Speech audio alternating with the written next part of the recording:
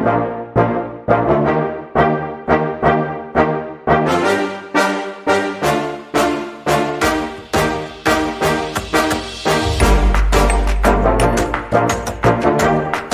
good afternoon mga ka-groomers. So, I'm thankful na may time tayo, may time si Sir Bloody Orps na ma-content natin kasi aalis na rin to bukas. Yeah, bukas. Kasi nag-attend lang siya dito sa Butuan. Umuwi lang pala, nag-attend. Umuwi lang para mag-judge sa 10th actual show sa Butuan. So, sir, can you please introduce yourself? Hello sa mga viewers. Ako si Lieutenant Colonel Vladimir Oropel, also known as Bloody Orp sa larangan ng pag-iisda and military, and besides sa pagiging sundalo is sobrang hilig talaga sa goldfish. Before, way back 2011 and 12, nag-start na ko mag-alaga o goldfish. Then wala pang show noon sa Mindanao. So mostly padala ako sa Luzon, sa Manila noon. So wala pang PGA, wala pang BGC, wala pang CDO. So yun yung history. Medyo dugay-dugay na gid, boss. Matagal na. Hindi pa ako nag-isda, 2016 ako pumasok sa isda. So wala pang show, sir, nag-isda. Wala pa isda akong kapartner na sa una si Sir Brian Lim. Sikat mo na siya nga kuang gyud, goldfish gyud po siya, sir. Yes, goldfish gyud na siya. Then grabe na siya mo palitog mga isda. Siya yung naka-inganyo sa'yo. Actually, mahilig ko sa bata pa lang ko, alaga na ko kanang pagbato ko eskwelahan.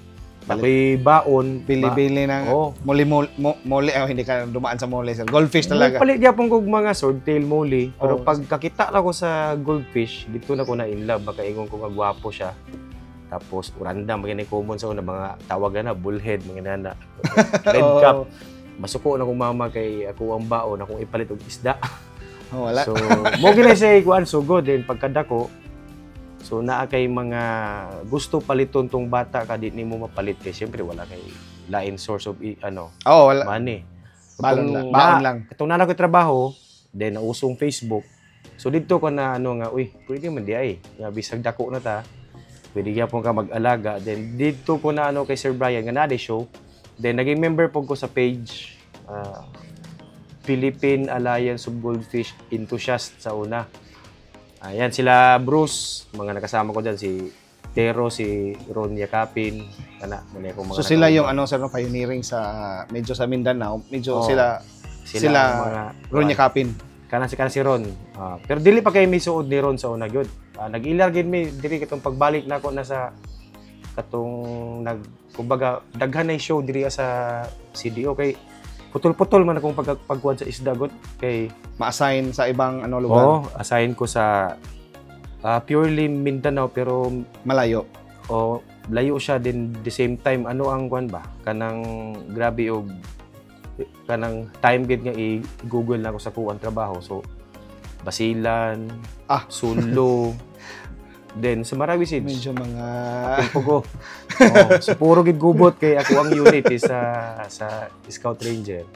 Pero akong love gid sa goldfish is nagpabilin. So ang isda nako sa una dire sa balay. So giunsa na ako pag apilog show nga wala ko. Gibinlan ako ang manghod. Dili gid siya ingon nga focus kayo siya mag-work kasi medyo bata pa. Pero at least nalang siya guide ba nga kani magbahog ka ani. Okay. Motor change ka. Gina-guide mo lang, sir. Gina-guide nako na magpadala kong picture unsa na itsura sa isda, unsa itsura sa tang. Pag makita nako nga maot na, masuko ko ano man mo gilimpyuhan ana. So kabalo pa sa limpyo. Murag lang taga guide lang parang lang. Mao ginakuha sa una. So makaingon na sila, unsa man pag-appeal ni sir nga nasa layo na isda kasi mag-roam. So muna ako ang buhat. So meaning ang love yun ako sa goldfish since bata hangtod karon na gyud. Pero karon wala ko isda kay lisod kayo nga akong manghod pod na napod sa serbisyo sundalo na pod. Ay. Na ako'y manghod isa pero dili gid sa ingon nga mahilig bitaw sa isda. Masayang lang siguro ang isda if ever. Then maluoy po ko ba kay siyempre pasagdan busy po sa pag-eskwela. So gipili na ako nga kuan. Ako na lang gibilin sa mga amigo po, itong mga breeder nako, mga uban nga kuan. So dili gibilin, gihatag na lang ginako dito para pohon kung ikaso Mubalik. mangayo lang po ko, ginagmay. Mura may ko then kung mo join man lang kog show karon, mo join lang po ko sa mga show nga dili ko judge or ipadala nako. Pero talagsa na kayo. Kay more on judging na magkaroon. Nag-focus na kasi si Sir medyo sa para di mawala talaga yung mura. hilig sa isda as a judge. Kasi medyo as he mentioned wala ng time talaga sa sobrang busy at super layo na talaga si Sir. So na-assign siya sa malayong lugar. So medyo umuwi lang siya para mag-judge para sa show. So, as you can see mga groomers, grabe yung love sa hobby. But sir, since nandito ka na sa sa pag-judge, anong masasabi mo sir? Kasi medyo na kayong natin yun industry. Karon nga actually pagtukod sa BGC sa una, kakalimutan ko 2017 siguro or kalimot ko dili ko kano sa exact year. Murag mas dugay pa to, murag mas pa. So, pagkatukod na mo, then nag-start na po ko itong hinahinay, nakapag-judge ko diri, then so on and so forth, dugay na. Nag-judge yan, kauban ako sila Boss Roland, sila Boss Ron Paulo.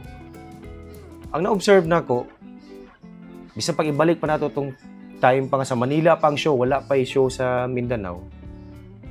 Layo na gitag na abot ang magpasalamat ta karon kay daghan kayo hobbies. Tung una, madumduman ako. Mangita ko kaila. Then it so happen nga nay isa nga ako ang kababata pod. Nag-hobbies po siya pero sa Koy. Then siya nag-introduce ako nga why not mag-search ka sa Facebook. So muna yung pasabot nako tungod aning social media, easy access na gid kayo. Kumbaga bisag mukuha ka dito sa lain breeder tawag lang ka, mag-chat mo. So, grabe ang pag-improve sa atong industry. Daghan na kayo og hobbyist. Pero although, naapoy downside. Downside is, wala gina, away-away. Dili na ito na ikalimod, nagi away-away. Pero ako, dili na kayo kumbaga kung akong maingon yun is, ayaw na lang mo focus anang kuan kanang mga issue bitaw kay tinood lang no. Wala gi perpekto gid nga grupo.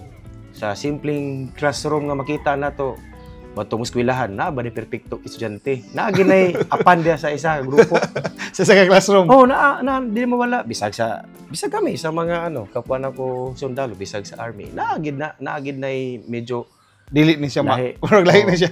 Di ba? Di na mawala. Pero unsa may mayo buhaton nato? Simple raman. Kita nga nakasabot, ayaw na niyo. Kanang na mag-grant sa Facebook, ayaw na mo patulan na. Pasag din na. Sayang rin yung oras, sayang yung time, magsige mo bangayan. Madaot ra mo. Madaot ang isa, madaot po ka. Then, dili po siya ingon nga healthy mo. Focus lang gid ta sa to ang goal bitaw. Apil kag show. Then, sama sa akong giingon gabi itong nagstorya ko nga, do not expect, hope for the best, but always expect for the worst. Meaning, naka-ready ka ba? Gusto ka mo nga makadaog, pero iandam imo ka og galingon nga anytime pwede po ka mapildi kay sa kadaghan. Pila ra may pilion, di ba? Boss, isa ka champion. First, second, third. Ay, may third ba yun, sir? Naay third tong gabi Naay third. So, apat lang. Ato ibutang 20 mo ka buok sa isa ka size. Di ko makasulod man lang kag bisag third, lipay na kay kana. At least may trophy. May ba? Yung effort, bayad ba? Correct. Then na-observe na ko, naay mga club, league on sa una. Tapos, wala na. Nangabungkag na. Kusekos, kay naay grupo. Naay muangat, ato ang siraan, ato ang hilaon. Mali. Kung in kaso ka si Boss Fritz, ako ang amigo, musikat na siya. Lipay ko kay amigo. Guna ko na kung musikat na siya, bit-bit ko niya. Kay amigo man ana lang ito ang mentality. Then, importante gid na niya ito ang hobby is friendship yun. Yeah. Kanang isda, gigamit na nato ng isda para mag-amigo, tagali mag-ako. Nakoy kaila nga negosyante, na doktor, na pulis, naapoy backyard lang nga breeder, mga yung ana. So it doesn't matter naman eh. Pag abot sa isda, wala man gipangutana diri kung ikaw kay dato ka mo daw imong isda ha. Dili man ana. Hindi sa status. Oh, then ako malipayon ko nga yan, amigo na ko sila Migoy. Yan sila Sutin, sila Ron. Daghan oy. Naay taga Davao sila Dok. So daghang itag kaila ron kay tungod lang sa pag-apil-apil na tog show ba. Di napote kaila mga bagong kaila sa Manila. Lami bitaw ng paminaw nga daghan ta. Oh, Bibo. yun ang main lang. purpose ng hobby na to. Oh, bisag ikaw boss bago ka siguro ra kadaog na. Agi pog pildi, di ba? Business din ganyan. Okay raman, wala problema. Any advisor, ito na lang kasi. Advice ginako sa mga especially newbie, no? Okay nang pagiging competitive na to. Okay na siya. Gusto kita nga makadaog. May goal na to. Oo. Pero meron kaming saying or parang simple quote sa PMA. Ano lang nako tong cadet sprayer na mo. Nakabutang mo na dito. Pag abot sa sports, nakabutang dito nga. Say winning is second only to the love for the game itself. So, pasabot, ang pagdaog, ikaduha na siya sa gugma nimo dito sa dula. So, una ginato ato ang love sa tuang hobby. So, in short, gugma sa imong isda nga imong i-appeal. So, kato palang daan, daog na siya para sa imo. Kung daog ka, ikaduha na to. Grasya na siya nga, uy, nag-champion ka, nag-BIS ka, nag-runner-up ka. Ana lang, lipay na ka. Ayaw na tanawa tong nakapildi sa imo. Ayaw na tanawa tong napildi nimo. Focus na lang gato. So, kung wala ka kadaog, dito na mosulod tong learning ba nga kulang pa. Medyo may kulang pa. Mutana ka. Then, always open ta. Dili ta kay sorry to say, pero naiuban, ma-observe na to, no? Mga kaila na to nga. Nakadaog lang sila, ikaduwa, ikatulo, dako ng ulo ba? Advisean sila sa isa ka groomer, isa ka breeder, Di ta maminaw, mali. Ako, bisag judge na ko maminaw gyapon ko sa mga breeder, maskin sa newbie. Kay basin na technique nila nga gwapo. Why not i-apply na to? Tama. Same ra na sa kuwang trabaho. Siguro dili ko buhi ron. Or either kung magkita tapos na ako igo sa bala or na ko samad. Simbako. Kung di ko kabalo maminaw sa kuang, mas ubo sa kuang mga tropa nako. Pagsulod na ko sa serbisyo, always bilin sa kuwang papa. Maminaw ka. Kay maminaw ka sa wisdom. Ano man na? So pinaka-importante gid diri. Anara, mo na ako advice gid sa mga newbie, no? Bisag makadaog na mo, sabihin natin kamo nang sikat kay karon nga the best gid nga groomer or pigi ka champion sige ka BIS. Paubos gyapon. Humility. Gid, humble yourself. Ubos na kita pirmi. Di ta kalimot kung asa ta nagsugod, kitang tanan ako si Fritz. Nagsugod tang tanan sa ubos. Di na to nakalimtan. Kung hindi pinaka the best of advice. Medyo kasi mga groomers ngayon real talk na yun kasi medyo malalim na yun Malalim na ko. Pero which is yung mga talaga ngayon matalo. Iwan ko lang wala naman siguro especially sa mga online pa yan natalo pero grabe yung reaction nyo. Correct. Ano na lang yung kaya sa amin nga grabe yung gastos namin ganyan pero tinatawanan lang namin kasi sabi ni sir second lang yung manalo. Yung pinunta talaga, for me, yung pinunta ko dito sa Butuan, kahit saang lugar ako sumali, yun yung mga kaibigan natin na pwede nating ma-meet na pagpunta natin sa show. So, siya, pero yung... Meron kasi tayong mga idol na hindi natin na-meet sa personal Chat-chat lang. Yung iba nga, hindi ko kilala, malapit. So, yan yung number one talaga is friendship. Correct. And sport lang tayo. Correct. Kasi isda lang yung magkalaban, di ba, sir? Isda lang yan So, sinasabi ko pa ngayon, boss kita, tao tayo Mas matalino tayo sa isda. Pero minsan, parang mas, yung maliit na utak ng isda, parang mas maliit pa utak atin minsan. Nag-aaway na tayo. Mali yung nga sinabi ni Boss Fritz, real talk, wag natin sirain yung samahan. Meron kayong club, kung anong lugar kayo, meron kayong sinimulan. masaya na kayo dyan. Sus, kung maabutan nyo lang dati, dalawa lang kami dito sa Butuan. Wala akong kilala. Pasalamat ako, na-meet ko si Boss Roland. Nagkita kami sa isang pet shop. Doon lang simula.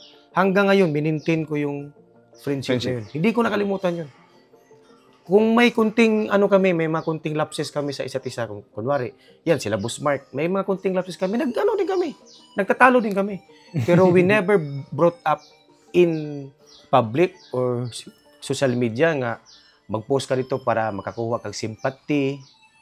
Wala na Kumbaga, sorry for the term, but medyo duwag yung ganung move. Kung mayroon kayong kunting hindi pagkakaunawaan, you settle it in a gentleman's way. Usap lang kayo. Huwag nyo lang i-brought up sa public. Maghingi pa kayo ng simpatya. Tapos yung nakikinig din, mga marites, wala. Sinisiraan natin isang tao, hindi natin alam tayo nasisira din. Yan. Diba? Yun lang may ko. Ito.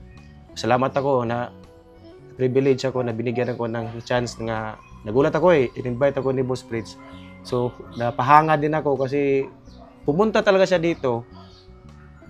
Pangalawa lang yung show. Yung sa kanya dito, ma-meet yung iba dyan. Yung mga Then siguro, ganun, wise move din kay Boss Fritz kasi kaka-interview niya, nakakuha din siya ng mga tips. Diba? So, bahala na kayong mag-ipon-ipon. So, kanya-kanya man tayo ng boss. Kanya-kanya tayo ng art sa pagpa-groom, pagpapalaki. So, walang tama at mali dyan. So, tingnan mo na lang yung sa inyo kung ano yung fit, ano yung nakita nyo, effective sa style nyo. So, ayaw ko sabihin na mas magaling tong style ni Boss Fritz, mas pangit to. Wala. Kanya-kanya. Magtanong lang talaga. Yun lang yung ko dyan. Tama. Sa mga newbie. So, again, i-add ko lang, that's the reason why mga groomers na ito yung gusto ko ma-visit ko. Kung kaya ko lahat ng breeder, groomer, para i-gather ko lahat ng mga information na sinasabi nila, para yung mga natin, yung gustong pumasok, sana i-guide nyo rin. Kasi may mga kasi most of the time kasi para makabenta, sobra ng sales stock. Wag naman yung sobrang sales stock. Baka mas maganda sobrang guide ang ibigay nyo. Para hindi sila mawalan ng gana ba? Kung mamatay ang isda nila, at least man lang, tinuro nyo sa kanila lahat. Kasi hindi yan may iwasan ako na mamatay na ako ng isda, na matagal na sa isda. So, at least turuan nyo sila. Wag yung mentality na, kung mamatay, bumili na naman. Ganyan. So, iba yan mga groomers. Diyan nawawala ang gana ng mga... Buti na lang kung mayaman tayong lahat. Correct. Hindi lahat. Bili na naman, ganyan. Pero, sayang yung pera mga groomers. So, i-guide natin ng mabuti yung Kasi pag dumami ang mga newbies, dumami ang mga hobbyists, advantage sa mga breeders. Diba? Buhay ang mga breeders, mga resellers, buhay. So, masaya tayong lahat. At saka, mas maganda talaga maraming show. Diba, sir? Correct. Then, meron pa kong i-dagdag, boss. Una, yung may iba kasi masyado silang, for example, merong show. Then, may hindi nakita ng judge. Binibira nila agad yung judge. Ito lang masabi sa inyo. Ito, matagal na akong judge Ang mga matatagal na judge ito, kilala na naman sila Boss Ron, sila Boss Francis, sila sino-sino pa dyan. Ang masabi ko lang, tao lang kami. Example, kagabi, ilang isda yun? 200? 260 ata, sir? Parang ganon, mga 260. Entries. Ganon kadami. Then, hindi namin hinati yung grupo. Talagang lahat inikot namin. Oo, Ginas. Diba? Nagdidebate pa kami. Sobrang pagod. Ito, graduate ako ng isang course yung combat tracking course. Sa natutunan ko doon, yung mata pala ng tao, hanggang 5 minutes lang yan magtagal sa isang object. After nyan, parang mangalay ka. So, i-apply natin sa pagja-judging. Maliit yung tank, dami, maano ka ba? So, na-observe ko kagabi at hindi lang naman, kahit noon pa, bakit kailangan more than 3 or minimum 3 yung judge? Kasi, meron talaga akong hindi nakita, na nakita lang din ng kasamahan ko, like si Doc, like si Boss Ron. Ganon din sila, mayroon silang hindi nakita, na nakita ko. Kasi, puyat na rin sa mata. Sa sobrang dami. So, yung nga sabi ko, tao lang kami. Huwag niyong ibaling sa amin kung, bakit boss, bakit ito, mas malaki yung niya, bakit tao lang kami. Hindi kami perfecto as much as we want na talagang perfect yung pag-judge namin, pero syempre, meron kaming limitation. Pagod, puyat, stress na rin sa mata. So, pero binibigay pa rin namin yung best. So, yun lang. Kung meron kayong sa judge question, feel free na i-approach siya in a nice way, itanong nyo. Wag tayong magpahiya ng tao kasi balang araw, yung nga sabi ko, baka babalik din sa atin. Maging judge kayo, ganun din ang gawin sa inyo. So, di ba? Yun. Then, pangalawang advice ko din, about sa grooming, no? Wag kayong matakot na magkamali. In short, walang problema na mag-experiment, pero wag din kayong matakot na mamatayan. Experiment. Diyos ko, kung bibilangin ko yung gastos ko noon wala ito swerte ng mga newbie ngayon. Ang daming magagaling na breeders na andito sa Pilipinas, especially sa Mindanao. Ang dami na. Then, noon, import talaga kami. Bibili lang kami. Meron mang isang breeder niyan. Ang hirap ang hanapin kasi malayo. Ngayon, kahit sino-sino dyan, merong mga nagsisimula na mag-breed. Minsan, imbis na bilhin mo, binibigay pa. Ang swerte natin ngayon. So, wag tayong mahiya na na mag-try ng mga bagong technique o mga ideas. Pero, yun nga, pag talagang gusto nyo isang bagay, ako, bago lang ako na matayan 3 times na nag-RBIS na rookie namin nung ko. So, yun nga. Sinabi ko na lang, charge to experience. Ganun lang, huwag kayong Di ko naman sinasabi na pag namatay, parang baliwala lang sa inyo. Siyempre, meron kayong love doon. Pero ibig sabihin, huwag kayong matakot, ipatuloy. Yeah. Baka ma-discourage kayo agad. Di ba? Huwag. Kung matalo kayo, sige lang. Learning man yan. Lang, oo. Then, ayun, ko na rin pala, update ko kayo sa PGA. So, meron na tayong actually, meron na PGA noon pa. Pero ngayon, na siya, na medyo na-organize. Formalize na. Formalize na. Yeah. Pagpasensyahan nyo na kasi, siyempre noon, mahirap talagang ipag-ipon-ipon yung PGA na taga Mindanao, taga Luzon, taga Visayas. At least kagabi, nagkita-kita kami. Then, yung nakaraang araw pa, nag-meeting kami. So, someday, i-announce din namin yan. Mahirap din naman yung biglaan namin i-announce yung mga bagong rules, mga ganun. Pero, we always, see to it na mas mangunguna yung benefit para sa lahat. Then, i-announce na lang din yan ng bagong chairman ng PGAs, which is si Boss Francis. And hopefully, yung mga nag-away-away dyan, magbati na kayo. Then, isa na lang tayo, buong Pilipinas. Kung saan man tayo magkita, at least pare-pareho tayong hobbyist, no? Yun lang naman yung mano ko dyan, boss. So, anything to shout out, sir? Pasalamatan. Ayun lang, magpasalamat ako sa number 1 sa mga samahan natin sa PGA. Hindi ko na kayo babanggitin kasi sa sobrang dami nyo. Ibanggit ko din yung buong club ng BGC sa successful na pag-handle at pag-conduct ng show kagabi. And syempre, kay Boss Fritz, kahit andito siya, pero sasabihin ko na salamat sa pagkakataon din. Sa mga din, i-shoutout ko yung mga na-meet kong mga bagong hobbyist. Ipatuloy nyo lang, no? Ayaw kong magbanggit na tao para lahat kayo para sa lahat na yan. Para sa lahat. So, shoutout sa inyong lahat na nagpasok ngayon, try na mag-groom at mag-enjoy. Ipatuloy nyo lang, andito lang din kami. Ako, hindi talaga ako, boss, hindi ako madamot sa knowledge. Dati akong instructor din sa Scout Ranger.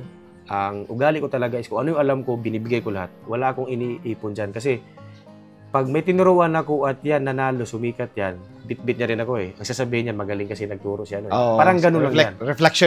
Reflection lang din yan. Kaya hindi ako madamot. So kung may mga nag-PM para sa akin, pasensya, minsan late ako makapag-reply due to busy yung schedule. Pero magre-reply pa rin ako.